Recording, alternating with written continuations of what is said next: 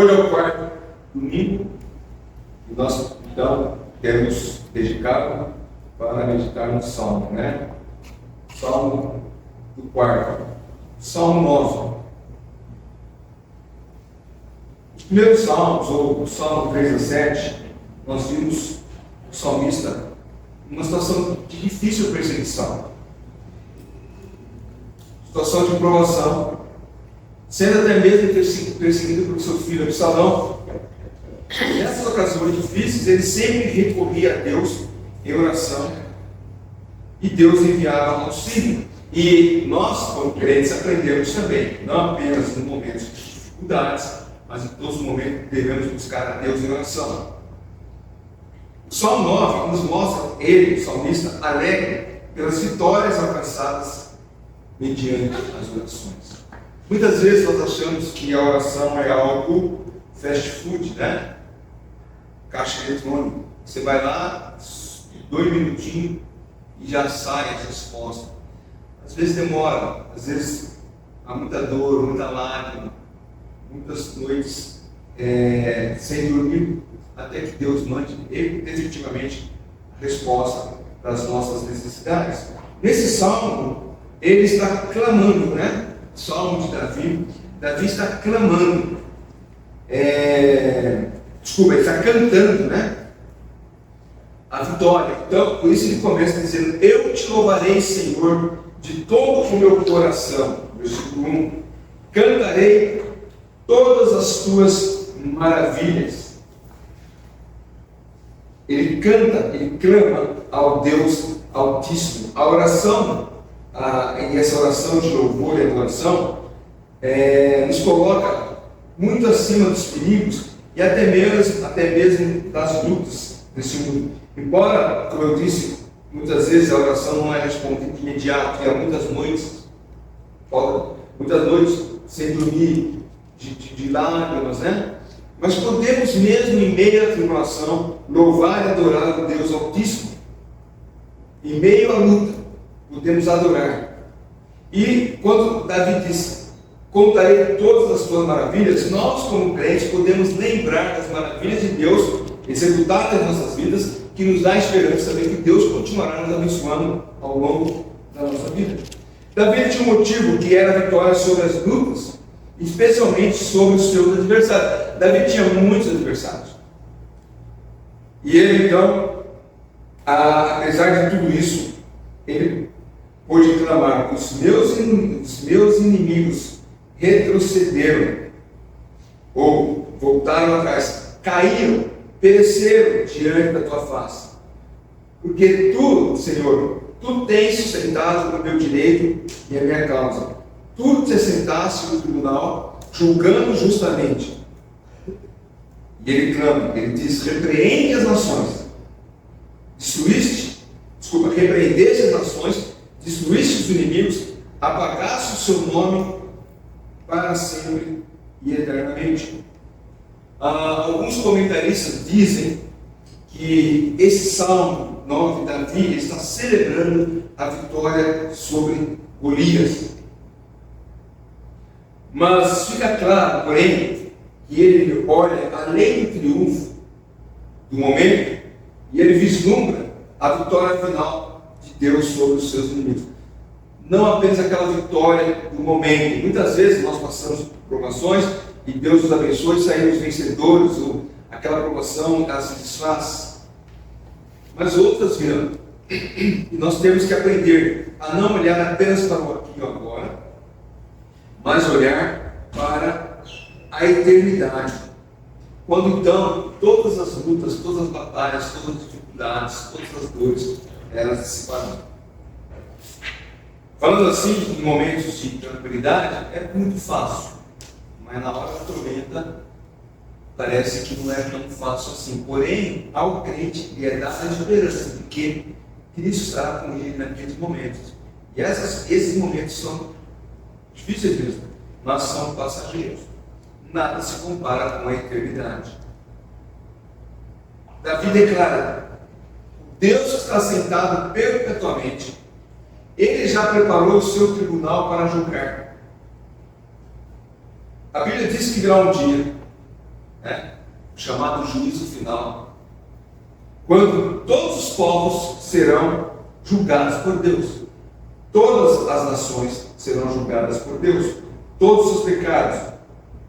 Os homens serão julgados por Deus, a menos que sejam crentes em Cristo Jesus. Aí as suas obras serão julgadas apenas. Mas Davi começa então no versículo 1 e 2, expressando esse êxtase por todas as maravilhas de Deus. Por isso que ele fala: contarei todas as suas maravilhas, testemunharei, proclamarei, falarei das maravilhas de Deus, aquilo que Deus tem feito por mim e o que Deus fará por mim na eternidade. Quando nós compartilhamos com alguém a respeito da nossa fé, e vamos falar, não, porque não é apenas crer em Cristo nessa vida para ter uma vida melhor, uma esperança, mas é crer em Cristo para poder saber que nós teremos a eternidade com Ele. Mesmo diante de todas as dores, sofrimentos, como eu disse, que são passageiros, a eternidade, como o próprio nome diz, não acaba, é eterna. E Davi então pode contar das maravilhas. Nós podemos contar aos outros, podemos contar para nós mesmos, né? Recordar das maravilhas de Deus, porque quando estamos no momento de tribulação, de dificuldade, o que nós devemos fazer é buscar na palavra de Deus a fé e a esperança daquilo que Ele nos prometeu, lembrar das suas maravilhas. Se o Salmo 8, como nós vimos no mês passado, ele faz isso através dos atos divinos da criação, quando ele vislumbra a obra de Deus na criação, o Salmo 9, ele fala dos feitos espetaculares de Deus, os feitos espetaculares do Senhor, ao aniquilar os inimigos do seu povo. Davi, então, ele atribui toda a glória e nenhuma a si mesmo, ou as suas armas, ou as suas habilidades humanas. Lembra quando Davi, ele destrói Golias, quando ele volta para o povo? O que o povo grita? Saul matou os seus 1000, mas Davi os seus milhares. E Davi podia falar, realmente eu sou melhor que Saul. Não, Davi reconhece quem é que derrota os milhares e milhares. É Deus, não é a sua estratégia, não é. E quando Davi vai lutar com Golias, ele fala, eu venho em nome do Senhor. Então, ele sabe quem ele é e quem é o seu Deus. Por isso, ele exalta a Deus e a sua maravilha, não a sua capacidade, as suas armas, as suas habilidades humanas. Então, com todo o seu ser, Davi glorifica e engrandece o nome de Deus Altíssimo, assim como nós também. Você pode passar por um momento de dificuldade e sair vitorioso. Uma preocupação, talvez uma prova, um exame, alguma coisa que você está passando ali, e você vence. E na vitória, para quem que vai louvor? Para a sua capacidade? É lógico, você estudou, você se preparou, e Deus o habilitou por meio do teu esforço. Mas toda exaltação vai no nome do Senhor Jesus Cristo. Ou num momento de dificuldade que você não sabe o que fazer, e Deus se libertou. Muitas vezes a gente fala, naquele momento eu tive uma grande sorte. Não, é Deus agindo em nossas vidas. Porque assim como Davi atribui toda a glória a Deus, nós também devemos atribuir toda a glória ao nosso Deus. O exemplo do amor de Davi e a devoção ao Senhor deve nos levar, a perceber como muitas vezes nós somos frios e indiferentes daquilo que Deus tem feito por nós. Às vezes as coisas do dia a dia parece que a gente acha que Deus tem a obrigação de estar nos abençoando e não reconhecemos o cuidado dele conosco no andar, no dirigir, quando estamos dirigindo o carro, quando estamos trabalhando. Achamos que Deus tem uma obrigação. Infelizmente, muitos de nós esquecem de dar glória a Deus. Nós temos muito mais facilidade estamos muito mais dispostos a contar, por exemplo, as peripécias pecaminosas do passado. Quantas vezes a gente vê pessoas dando testemunho da sua vida e contando com detalhes os seus pecados, como fosse algo extraordinário. Contam as grandes vitórias, por exemplo, do seu time de futebol, contam empolgados, relatando aquilo que eles fizeram, as suas viagens, o seu carro. Então, há uma paixão em relatar aquilo que você tem consumido, que você tem conquistado. Mas quando trata de proclamar as maravilhas do Senhor, ficamos calados. Aquele testemunho que conta com detalhes, pecados que lhe dão envergonhar, mas parece que conta para causar inveja. Tipo, eu fiz isso, vocês são crentes desde berço, então, mas eu estive lá, eu fui na boca do lixo, eu fiz isso, eu fiz aquilo. Aí depois, quando vai falar da transformação, então Cristo me salvou e hoje somos crentes, né? Mas continuam contando aquilo que parece um prazer. Davi nos dá o exemplo de como devemos estar dispostos a contar as maravilhas do Senhor, as grandiosidades de Deus, aquilo que Deus não apenas tem feito por nós, mas tem feito pela humanidade, aquilo que Deus tem feito na história do homem. Então ele continua nos versículos seguintes. Ao proclamar as maravilhas, ele se alegra e exalta no nome do Deus Altíssimo. Ele canta louvores ao nosso Deus. E o versículo 3 e 4, então ele fala que os inimigos retrocederam, tropeçaram, sumiram da presença de Deus. Ele não fala, sumiram da minha presença, não, sumiram da tua presença. Por quê? Porque Deus defende o meu direito. Aí sim, ele reconhece. Os inimigos fugiram da presença de Deus porque Deus defende o meu direito, a minha causa. E ele está sentado no trono. Davi, o salmista, lembra de batalhas épicas em que Deus travou contra o inimigo e como que Deus teve vitória, e dando a Davi a possibilidade de relatar o poder de Deus contra os inimigos. Essas vitórias que Davi teve faz ele projetar para o futuro. Quando ele diz, no trono te sentaste e julgas retamente, Davi também está apontando para aquele momento da história, como vimos hoje de manhã, em que o Senhor irá reinar eternamente. Está reservado para a segunda vinda do Senhor Jesus Cristo. Como falamos hoje, né? Quando foi dito que Davi reinará, quando Maria recebe o anjo e fala, ele sentará no trono de Davi e reinará. Não aconteceu ainda, vai acontecer esse momento. E lá no seu trono, ele jurará retamente. Então Davi, ao ver os inimigos retrocedendo e fugindo, faz ele exaltar o nome de Deus. Isso nos faz pensar, por exemplo, quando o Senhor Jesus Cristo ele estava lá para ser preso no Monte das Oliveiras, no Jardim de Getsemane, lá em João 18, versículos 5 e 6, quando chegaram até ele, vamos ler lá, João 18, versículos 5 e 6. Eu sempre fiquei pensando, por que Jesus fez isso, né? João 18, versículos 5 e 6.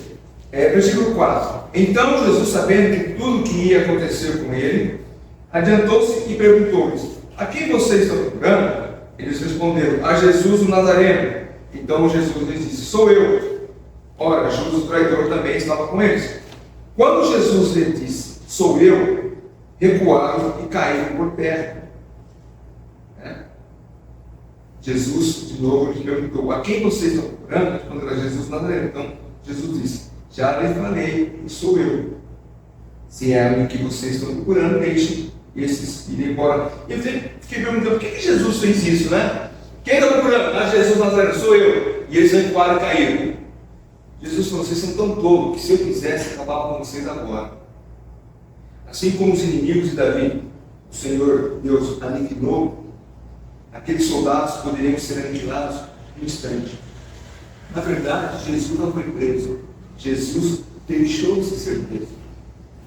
Porque o plano dessa redenção passava pela prisão, passava pelo julgamento, passava pela cruz. Mas no dia do julgamento final, os seus inimigos cairão por terra, tentarão fugir, mas serão alcançados e aniquilados. Antes que consigam escapar, retrocederão e perecerão. Nesse dia, o Rei, Senhor Jesus, se assentará em seu trono e reivindicará a justiça, e ele experimentará. A terra vai experimentar, né? O mundo vai experimentar o verdadeiro julgamento reto. Paulo fala lá em 1 Coríntios capítulo 15, versículo 25. 1 Coríntios 15, 25, o apóstolo Paulo diz: porque é necessário que ele reine até que tenha posto todos os inimigos debaixo dos seus pés. E Isaías 41, 11. Isaías 41, 11, ele diz também algo semelhante. E eis que serão envergonhados e humilhados todos os que se enfureceram contra você. Os que lutaram contra você serão reduzidos a nada e perecerão. Esse povo arrogante, que se acha superior, que se acha acima do bem e do mal, que acha que pode fazer o que bem entender, que nada vai desacontecer, talvez nessa terra vão morrer ricos, fartos, terão um funeral luxuoso, talvez o seu caixão vai ser mais caro do que o preço da minha casa, mas aí eles vão começar a pagar o preço da sua rebelião contra Deus. E Davi, então, ele diz: o seu Deus, né, o nosso Deus, ele faz o inimigo retroceder, porque ele defende o direito dos seus filhos. Continuando, ele diz: se tu repreendes as nações, destróis o ímpio, e para todo sempre eles apagam o nome. Quanto aos inimigos, estão consumidos, suas ruínas são perpétuas. Arrasaste as suas cidades até a memória deles. Hoje de manhã nós falamos, né, dos grandes impérios que hoje são ruínas. Eu falei da Grécia, eu usei a palavra monumento, mas a palavra que Deus era ruínas. Você vai lá na Grécia, nós temos aqui uma ruína que data do primeiro século, ou que data do período que a Grécia era poderosa, ou nós temos aqui as ruínas de Roma, quando Roma era poderosa. Deus fará apagar da história todas essas nações. Deus irá repreender os opressores com severidade. Todos os inimigos de Israel, da igreja, cairão em esquecimento perpétuo. Serão sepultados nas ruínas. Mesmo pessoas, a não ser aquele que trabalha e milita na área, mas os grandes ateus da história, os grandes perseguidores da história, se perguntar o seu nome, ninguém sabe quem. Como eu disse, apenas os que militam na área, talvez trabalham, estudam naquilo ali, vão saber. Mas se você ver o nome deles, você vai saber quem é. Porque o nome dessas pessoas cai em esquecimento. Assim como as nações, os impérios, cidades que hoje parecem eternas, serão completamente arrasadas. Você olha para a geração, as grandes cidades, e são mesmo, Tóquio. Você olha Tóquio, é maravilhoso. A capacidade de reconstruir. Gente, sabe quando que o Japão entrou na guerra e foi destruído totalmente? Tem pessoas vivas ainda, né? 45. São quantos anos? Não sei se você pegou em matemática. 45 para 2025, 60? Sim. Não, mas 60 tem já. 80, né? 45, 80. Gente, 80 hoje, mas os caras se recuperaram bem antes disso. Moscou, Washington, São Paulo, com todas as suas feiuras, né? É uma grande cidade. Mas todas elas serão esquecidas para sempre. Ao final do versículo 6, a memória deles pereceu. Até a memória deles pereceu. Muitas vezes a gente fica perturbado, né? Como é que pode tanta injustiça? Lá em Brasília, injustiça. A memória deles pereceu. Não se converterem a Cristo. Não vão apenas perecer a memória deles, mas vão padecer eternamente. Né? E nossa esperança é justamente saber que o Deus que cuida de nós será justo no julgamento contra essas pessoas. Ele continua dizendo: os adversários desaparecerão, mas o Senhor permanece no seu trono eternamente. Versículo 7. Trono que erigiu para julgar. Ele mesmo julga o mundo com justiça, julgará os povos com retidão. O Senhor permanece para sempre, o seu trono é eterno, é justo, confiável como sempre foi. No resplendor da glória do trono de Cristo, ele julgará o mundo com justiça, e não precisará ter ninguém, não haverá justiça, ninguém irá gritar injustiça, se julgamento for comprado, não.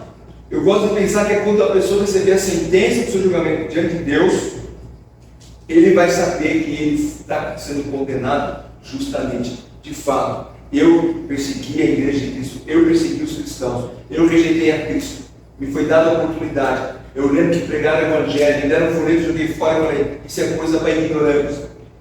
Eu estou sendo julgado e condenado com justiça, porque Deus nosso é justo no julgamento, julgará o mundo com justiça. O apóstolo Paulo, no seu discurso lá no Aerópago, lá em Atenas, ele lembra desse feito que nós lemos aqui no início do versículo 8, lá em Atos 17, versículo 30 e 31, ele empresta parte do versículo, quando ele está dizendo os atenienses que adoravam um ídolo, né? Tinham tantos ídolos que tinha até ao Deus esquecido. Um Deus invisível, né? E conta essa história, que na verdade, o que colocaram ali, vamos ler primeiro, depois eu conto a história, versículo 30. Deus não levou em conta os tempos da ignorância, mas agora Ele ordena a todas as pessoas, em todos os lugares, que se arrependam, porque Deus estabeleceu um dia que julgará o mundo com justiça, por meio de um homem que escolheu. E deu certeza disso a todos que estão dentre os mortos, falando de Jesus Cristo. Então, Paulo impressa parte de Deus que será juízo sobre os povos. Por que os atenienses tinham um altar a Deus desconhecido? Conta essa história de que uma grande flagelo, de falta de chuva, de seca, de fome, de miséria, os atenienses, eles foram convocados para fazer oferendas a todos os deuses que eles tinham em mente, todos. E não houve nenhum tipo de solução, continuou seca, fome, miséria. Então, alguém falou, talvez exista um Deus que nós não conhecemos, e é esse que está nos punindo. Então vamos lá, erguer um altar, e vamos colocar assim, ao Deus desconhecido. Paulo usa justamente esse episódio para falar para os atenienses, que o Deus desconhecido deles se manifestou em carne, Jesus Cristo. E esse Deus, que era desconhecido, exercerá juízo sobre todos os povos. Davi deixa isso bem claro. Ele julga o mundo com justiça, julgará os povos com retidão. Não haverá necessidade de recorrer à Suprema Corte, porque a Corte Suprema é o próprio Deus, o próprio Cristo. E eles reconhecerão, estarão sendo punidos justamente. Serão aqueles que serão punidos. Hoje, até mesmo aquele que é punido justamente, diz que é injustiça. O cara matou 10, foi preso, e ele fala que é injustiça. Mas até aqueles pessoas que foram honestas toda a vida, nunca mataram uma pulga sequer, mas não receberam Cristo como Salvador, não aceitaram o Senhor Jesus Cristo como seu Senhor e Salvador, serão condenados. Reconhecerão que a condenação é justa. Quanto mais aqueles que lutaram contra a igreja do Senhor Jesus Cristo. Então, a declaração profética de Davi, não, como eu disse, não aponta apenas para um futuro longínquo, né? Mas também para o futuro próximo. Não aponta apenas para aquele período milenar, quando Cristo reinará no momento de 1000 anos, mas também aponta para o momento próximo. Como eu falei, os persas, os gregos, os romanos, tantos outros que foram impérios grandes, que trouxeram grande prejuízo à própria nação de Israel. Hoje, elas são esquecidas. Israel nunca foi um grande império. Você não lê na história que Israel foi um grande império. Teve um grande momento com o rei Davi e Salomão. Saúl, Davi e Salomão, né? 120 anos ali. Mas não foi um grande império. Mas todos esses grandes impérios que eu mencionei, Pérsia, né? O grego, o romano, se perderam, sumiram. Só conta essa história. E aí Israel permanece. Os grandes inimigos de Israel nos dias de hoje, Hamas, Hezbollah, Al-Qaeda, né? Ouvi falar Al-Qaeda. Tantos outros. Aquelas ações que se puseram contra o povo de Deus têm e terão no futuro ou no presente, o juízo de Deus. Serão aniquilados no próprio Deus. E as pessoas não conseguem entender como é que Israel sobrevive. Eu lembro até hoje, como se fosse algo que tinha acontecido ontem. Trabalhava numa empresa em São Paulo, na hora do almoço, naquela época se fazia 2 horas de almoço, né? Tempo bom, né? 2 horas de almoço. Então nós tínhamos o Grêmio, tinha pimbolim, ping-pong, revistas, livros, jornais. E eu lembro até hoje, um rapaz de manutenção abriu um jornal, Israel estava metido numa dessas guerras aí, nos anos, mais ou menos 82 por aí. E ele falou: como é que esse povo consegue sobreviver a tantas guerras? Eu falei: porque é o povo de Deus, meu amigo. Contra esse povo, mesmo Israel sendo rebelde a Deus ainda hoje, Deus prometeu proteger Israel. Ele disse que ninguém pode mexer na menina dos seus olhos. Perecerão por conta disso. Então Davi projeta não apenas um futuro distante, mas esses momentos que agora acontecem de povos, nações que se erguem, né, contra Israel e perecem. O Egito tentou também atacar Israel no passado. E hoje o que é o Egito? Ninguém conhece o Egito, porque é por causa das pirâmides. Tira as pirâmides e virou o quê? Não tem mais nada lá. Deus administrará o juízo com retidão. O povo oprimido encontrará no Senhor sua torre forte e refúgio. Olha o versículo 9. O Senhor é também alto refúgio para o oprimido, refúgio nas horas de angústia. Em ti, pois, confio os que conhecem o teu nome, porque tu, Senhor, não desampara os teus. Que esperança maravilhosa para nós, né? Uma torre segura, forte e refúgio, um lugar de abrigo. Quando você está no meio de um temporal, você está num lugar de abrigo. Aqui é seguro. Deus é o nosso lugar de abrigo. Deus é o nosso abrigo seguro. Podemos chamar do forte, mais forte de todos os fortes. Nosso Deus, Ele é. Todos que conhecem o Senhor confiam nele e nele podem descansar, sabendo que Ele nunca decepcionará o seu povo, não vai decepcionar os seus filhos. E diante de tantos problemas que nós enfrentamos no dia a dia, podemos confiar que aquele que começou a obra há de terminar, não por causa dos nossos, mas por causa da glória do seu Filho. Por mais que a gente possa sentir as consequências do que tem acontecido conosco nos últimos meses, nós não podemos deixar de olhar para nosso Deus, sabendo que Ele nos guarda, nos sustenta, nos protege e tem nos abençoado. Né? Independente da quantidade de membros sentados nos bancos desse tempo. Se nós continuarmos fiéis a Deus, clamando a Ele, Ele nos dará, com certeza, a alegria de ver a vitória dele, não nossa, porque nós não somos ninguém. Pelo contrário, é por causa de nós que as coisas ruins acontecem. Mas Ele permanece fiel e vai continuar abençoando a sua igreja. Em tempo de angústia, na hora da tribulação, o que nós devemos buscar? Em quem nós devemos abrigar? Somente no Deus poderoso. Aquele que o busca jamais será abandonado, jamais será esquecido. Deus é o nosso refúgio. Um outro salmo, lá no Salmo 91, o salmista diz: mil cairão à minha esquerda, outros 10.000 à minha direita, mas eu confiarei no Senhor dos exércitos.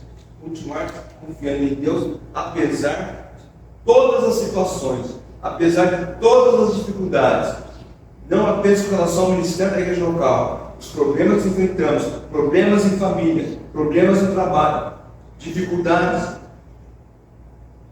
na faculdade, Deus estará conosco. Confiamos nele, clamamos a Ele. Ele é nosso tudo, Ele é o nosso forte, é o nosso forte. Como eu disse, é o forte mais forte de todos os fortes. Podemos confiar e descansar sempre nele. Qual que é a reação daqueles que experimentam o livramento na hora da tribulação?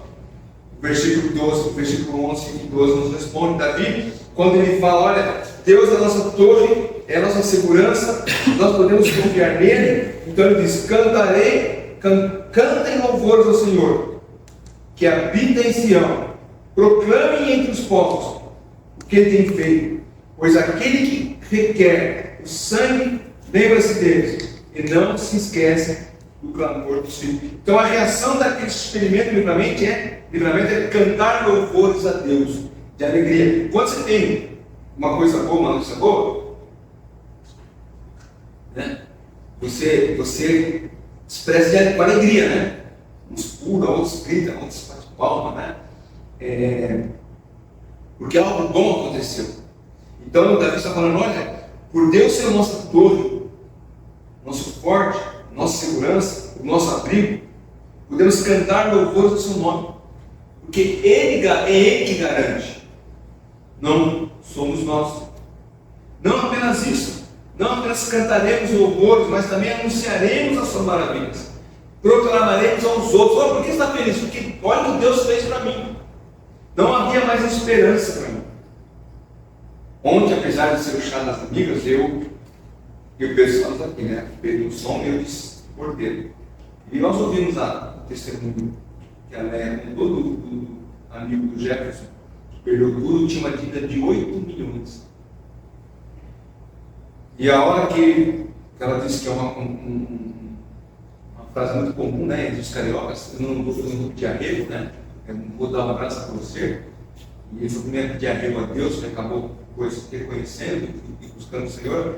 Aí a Léa contou que o pai dele tinha um terreno, um barracão, que alguém pagou a dívida, assumiu a dívida dele em troca do barracão. Aquele homem não via saída, não via esperança, de repente Deus o mostrou. E ele podia cantar louvores a Deus e contar aos outros: rapaz, você não sabe o que aconteceu. Eu estava prostrado no chão, como a Léa falou, olhava para a janela do prédio, não sei qual era o andar, mas ela me convidava: vem, pula, se joga, os seus problemas acabarão aqui. Ó. Fico imaginando a janela assim: ó, pule daqui, os seus problemas acabarão. Desejo suicida. E aquele homem, quando se rende a Cristo, Deus mostra uma saída. Ele pode cantar, assim como nós podemos cantar. Quantas vezes nós passamos por problemas? Eu já falei isso aqui. Tem coisas que eu não lembro mais o que era, mas eu falo: Senhor, de hoje não passa. Se o Senhor não atuar hoje, não tem jeito. O Senhor tem que agir, e Deus não agiu. E eu pergunto: mas o que era mesmo? Que tinha que resolver urgente? E Deus agiu, não no dia, mas com o tempo se resolveu a questão. Podemos cantar, proclamar, testemunhar para as pessoas as maravilhas de Deus. Um forte apelo à importância do nosso testemunho aos nossos vizinhos, amigos, parentes, pessoas que se colocam diante de nós, é testemunhar a Deus tem nos protegido, Deus tem nos guardado, Deus tem nos abençoado. E olha, confia nele, porque é maravilhoso descansar em Deus. Israel deveria ter cumprido esse papel, o papel missionário, gente, proclamar entre os povos os feitos de Deus. Israel deveria ter falado do livramento maravilhoso que Deus concedeu e mostrar que Ele é o Deus quem vinga, o seu povo, o sangue do seu povo, conforme o versículo 12 diz. E Israel deveria dizer para as nações: olha, Deus não é indiferente, Deus não ignora as nossas orações. Foi assim quando ele falou com Moisés, lá em Êxodo capítulo 13, né? Olha lá o versículo 7 de Êxodo. Êxodo 3, versículo 7.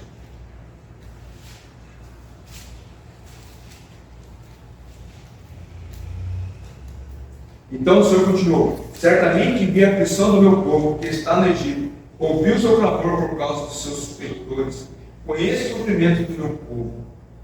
Quando Deus falou isso a Moisés? Quando Moisés estava lá, dando rebanho, viu uma sarça queimando, curioso, né? Essa sarça queima lá na casa. E Deus fala com ele: ó, eu vou libertar o povo, porque eu estou ouvindo o clamor do meu povo. Deus não se esquece do clamor, assim como não esqueceu do clamor do povo de Israel. Hoje também, os crentes, a igreja de Jesus Cristo, ele também pode clamar, e Deus nos ouvirá. Deus não tem esquecido nós. E nós, como igreja, devemos proclamar os feitos do Senhor. O que o Senhor Jesus Cristo disse para aqueles 11 discípulos quando ele foi ascender ao céu: ide por todo mundo, pregai o Evangelho, anunciai as maravilhas, anunciem aos povos aquilo que vocês estão vendo acontecer. É o mesmo papel nosso, anunciar às pessoas aquilo que Deus tem feito por nós como crentes, por nós como igreja do Senhor Jesus Cristo. Davi ainda continua no Salmo, versículo 13 e 14, ele diz: compadece de mim, Senhor, vê que a que sofrimentos me reduziram os que me odeiam, tu que me levantaste das portas da morte, para que as portas da filha de Sião eu proclame todos os teus louvores e me alegre na tua salvação. Davi, ele agora volta à realidade do seu tempo. Ele projeta a vitória dele contra Golias, contra os inimigos, mas ele volta à realidade, porque Davi, depois da vitória contra Golias e as vitórias que ele teve contra outros povos, não isentou de perseguição. Davi continuou sendo perseguido. Então ele volta à realidade do seu tempo, com todas as suas lutas, com todas as suas angústias, com todas as dificuldades. Davi ainda necessita da misericórdia de Deus para protegê-lo dos seus inimigos, a fim de poder novamente entoar cânticos alegres de louvor, como ele diz aqui, as portas da aflição. Nós também continuamos necessitando das misericórdias de Deus, porque as lutas, as angústias, as dificuldades continuam em nossas vidas. Hoje houve livramento, amanhã haverá uma outra situação que nós vamos estar clamando a Deus. Mas nesse livramento eu exalto o nome de Deus, que me guardou, me protegeu, me abençoou, me curou. Mas haverá outros dias, outros momentos, que vamos passar com dificuldades, mas não podemos deixar, como Davi mesmo clama aqui, que ele livre desses momentos, para que ele possa anunciar as portas da filha de Sião, ou de Jerusalém, né? Eu possa proclamar nas portas de Jerusalém as suas maravilhas. Mas tem misericórdia de mim, Senhor, porque está pesando, é difícil. As realizações maravilhosas do Senhor no passado é a certeza da vitória no futuro. Aquilo que passamos e vimos a mão de Deus agindo em nossas vidas é a certeza de que hoje Deus vai agir também. Podemos ter certeza que assim como o Senhor nos abençoou no passado, Ele nos abençoa no presente e nos abençoará no futuro. Por isso não precisamos temer, irmão. Não precisamos ter medo do futuro. Os filhos de Deus têm a convicção, sabe, não por arrogância, por petulância, mas por promessa de Deus. Os filhos de Deus sabem que farão parte do grande coral na eternidade, louvando a Deus, dando glória ao maravilhoso nome do Senhor Jesus Cristo, porque eles estarão perpetuamente ou eternamente na sua presença. Poderão se alegrar na salvação que Jesus trouxe por meio da sua obra na cruz do Calvário. Problemas, dificuldades, perseguições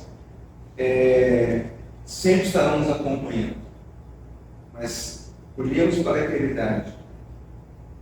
O mais maravilhoso disso é que nesse coral, que todos nós estaremos cantando, louvando a Deus, nós vamos estar fazendo isso por causa de Deus, não por aquilo que Ele fez, os problemas que Ele deu para nós. Mas imagine esse coral, né? Eu tenho uma voz linda, né? É um horror, né? Terror. Vou cantar lá na presença de Deus, não porque Ele me livrou de momentos difíceis na terra, mas porque Ele me salvou e me colocou na presença dEle. Ali. Sabe quando você vai num lugar privilegiado, que nem todo mundo tem a experiência de ir, então, sei lá, um lugar, vou falar um lugar, você não quer esnobar não, mas um dia eu entendo, talvez algum de vocês já passaram por isso, você já entrar na sala VIP do aeroporto, como é que chama? Lounge? É isso, né? Gente, nem todo mundo tem, eu até fui caipira, né? Cheguei para viajar, nossa, eu não tem dinheiro nem para comer, mas comer nesse boleto que é baratinho, uma macarrão, né? R$15. Aí comia, meu check-in, fui lá, fiz, aí a moça, nossa, pode desfrutar, estava com passagem de primeira classe, para né? Você pode desfrutar da nossa sala VIP. Quando abriram aquela sala cheia de comida, doce, salgado, né? Eu fiquei com me macarrão com a boca. Mas quem é que. Eu fui um privilegiado, né? Talvez nunca mais vou passar por isso. Mas sabe quando você está nesse lugar que ninguém mais passou e você está ali? Você, puxa, que legal, que bacana, que privilégio. Agora imagina você está no céu. Né? Não pelos seus méritos, pelos méritos de Cristo. Sabe, olha que maravilhoso poder estar aqui. E nem todos estão aqui porque rejeitaram a obra de Cristo em sua vida. Então você vai poder desfrutar alegremente da salvação que Jesus trouxe para você na cruz do Calvário, cantando e louvando o seu nome.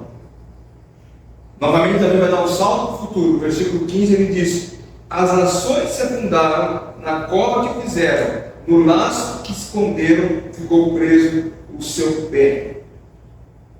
Ele fala no tempo em que as nações, e especificamente nações antissemitas, nações que vão contra Israel, e aqui nós nos incluímos nela como nação.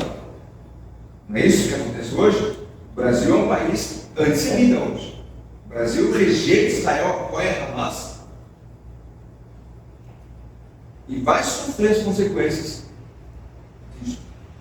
Então Davi fala: essas nações antissemitas cairão na cova como fizeram para os israelitas no passado. Serão presas no laço que prepararam para o seu povo. Isso me fez lembrar da história, né? A história se repetindo. A Isabel mencionou isso comigo em casa, quando Amã foi enforcado no pátio que havia preparado para Mordecai. Ele preparou uma forca para um judeu, e ele foi enforcado na sua própria forca. As nações que se levantam contra Israel, Davi está dizendo aqui, serão aniquiladas no seu laço. No laço que esconderam, ficaram presos, morrerão. Porque fizeram uma cova para Israel, sofrerão na própria cova. Se eu posso fazer essa analogia, o inimigo do povo de Deus, tanto de Israel como da igreja, e eu já várias vezes isso veio na minha mente, os mais velhos vão lembrar do Papalégua ou do Lobo Bobo.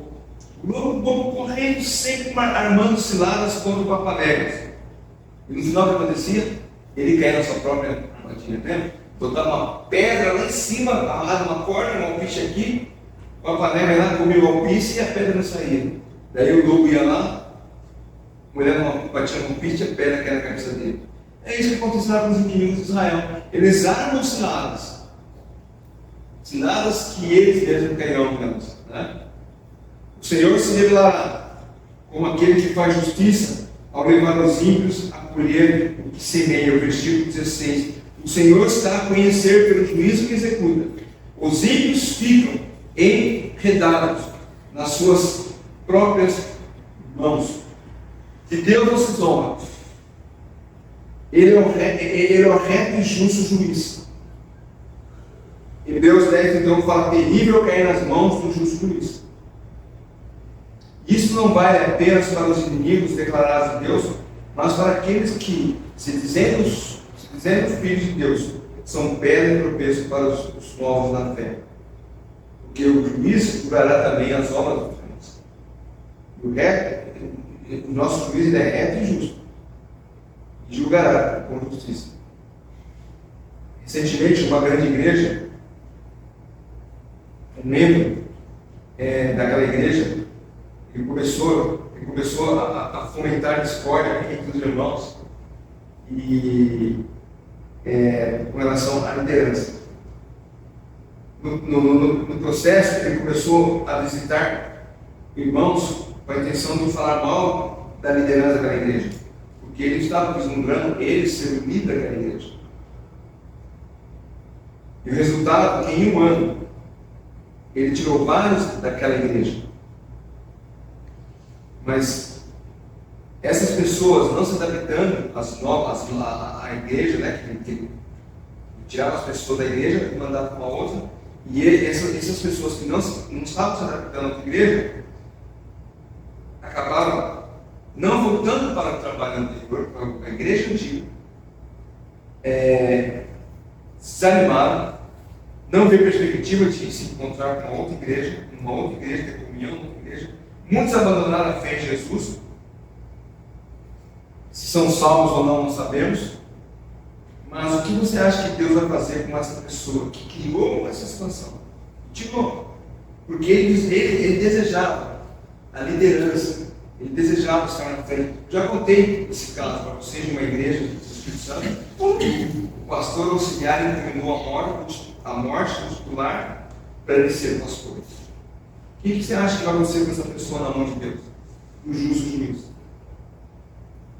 O justo juiz não julga apenas incrédulos. 2 Coríntios 5,10 diz que ele julgará também os crentes, as suas obras. Devemos tomar cuidado para não sermos pedra de tropeço, porque Deus, ele é justo juiz. 2 Coríntios 5,10, versículo diz: porque é necessário que todos nós comparecemos diante do tribunal de Cristo, para que cada um receba segundo o bem ou o mal que tiver feito por meio do corpo. Aí você fala, eu estou no céu mesmo, estou garantindo a eternidade, mas é vergonha de ser julgado as obras e ser rejeitado diante de Deus. A resposta para os ímpios está no versículo 17. No inferno serão lançados os perversos, todas as nações que esqueceram de Deus. Davi diz que eles serão lançados no inferno. Aos crentes, Paulo diz que serão salvos. Se de fato se converteram a Cristo, eles serão salvos ali como pelo fogo. 1 Coríntios 3, 11, 10, diz isso. Mas devemos tomar cuidado. Podemos causar mal ao corpo de Cristo, achando que a nossa vingança ataca apenas a uma pessoa. Na verdade, estamos atacando a noiva de Cristo, a igreja do Senhor Jesus. Essas nações, essas pessoas que atacam a igreja de Jesus Cristo, atacam os cristãos, serão lançados todos no inferno. Quando Isis levou, e os irmãos lembram aquela imagem, aquele vídeo, vários cristãos na beira da praia que mataram, todos eles, né? Esse dia eu vi um desenho animado a respeito disso. Todos esses com uniforme laranja, né? Ajoelhados na beira da praia, foram mortos, todos eles. O que você acha que vai acontecer com essas pessoas? Eles não estão matando um crente, eles não estão perseguindo um crente. Assim como Paulo, quando perguntou quem és tu, Senhor, o Senhor Jesus disse: eu sou o Cristo a quem tu persegues. Paulo, ele podia argumentar: não, estou perseguindo o Bartolomeu ali. O Bartolomeu que é cristão. Então, o Bartolomeu é a igreja de Cristo. Você está perseguindo a mim. Então Davi fala: todos serão lançados no inferno. E no inferno, como as nações serão lançadas, todas as nações serão lançadas, a língua falada do inferno será uma só, de dor, de sofrimento, de lamento. Todos entenderão aquele ranger de dentes, aquele grito de terror. Não haverá necessidade, o inglês, o alemão, o japonês, o chinês, o brasileiro gritam do mesmo jeito de dor. No inferno gritarão do mesmo jeito, porque perseguiram a igreja do Senhor Jesus Cristo. Continua: pois o necessitado não será esquecido para sempre, e a esperança do aflito não será frustrada perpetuamente. Que promessa maravilhosa, né? Esse versículo nos traz. O necessitado não será esquecido. Deus não esquece de nós. Você acha que foi colocado no escanteio, né? Como a gente costuma dizer. Foi escanteado por seus amigos, pelos seus parentes. Ou você está vivendo um ostracismo social, familiar. Esse versículo nos traz um alento maravilhoso. Você não é esquecido por Deus. Deus, Ele lembra de você. Deus vê você. Ele vê a marca de Cristo em sua vida. Ele olha para você e dirá: vinde bendito meu Pai, receba como herança o reino que foi preparado para você desde a criação do mundo. Lá em Mateus, Cristo fala isso, né? Versículo 25, 34. A paciência dos aflitos não será em vão. Tudo porque espera se cumprir as promessas de Deus. Então a paciência dos necessitados não será em vão, porque todas as coisas se cumprirão na eternidade. nós podemos descansar nisso. O Salmo termina com o versículo 19 e 20 dizendo: levanta-te, Senhor, não deixe que os mortais prevaleçam. Sejam as nações julgadas na tua presença. Infunde-lhes o medo, Senhor. Saibam as nações que não passam de simples mortais. Os pensamentos da vida seca do reino vindouro, da justiça, desperta nele o anseio de ver na vida de Cristo a ação dele se levantando para frustrar os planos dos homens, das nações, julgando as nações. Quando elas estiverem na presença do justo juiz, todo-poderoso, eles se encherão de terror, perecerão. Como Davi fala, não passam de mortais. O homem se acha muito importante, mas não passa de uma formiga. Formiga mata com o dedo. Pega spray. Quando eu uma formiga lá em casa, eu vou lá e mato assim, com o dedo. Toda arrogância, Deus olha para o homem como simples mortais, como simples mortal, insignificante.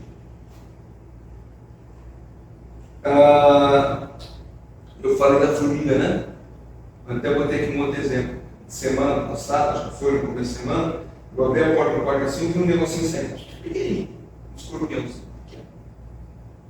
Não quero saber se é pequeno ou não sei se o veneno de pequeno dói tanto no grande. Peguei o chinelo e na hora matei. Tão poderoso como o escorpião pode matar uma vida, tirar uma vida. Mas você vai lá com uma chinelada, você mata ele. É assim o ser humano. Com um simples palavra, né? Jesus com a sua morte na cruz, ele foi ferido no calcanhar, mas ao ressuscitar feriu a cabeça de Satanás. E ele matará e aniquilará todos os seus inimigos. Ele obteve a vitória, não a vitória temporária, a vitória de Cristo é eterna. Vitória é essa que nós vamos desfrutar para todo sempre na presença dele. E assim podemos louvar ao Senhor, ele que na cruz julgou os nossos pecados para vivermos em justiça para a sua honra, sua glória. Eu quero terminar com 1 Pedro, capítulo 2, versículos 22 e 24. 1 Pedro 2, versículos 22 e 24.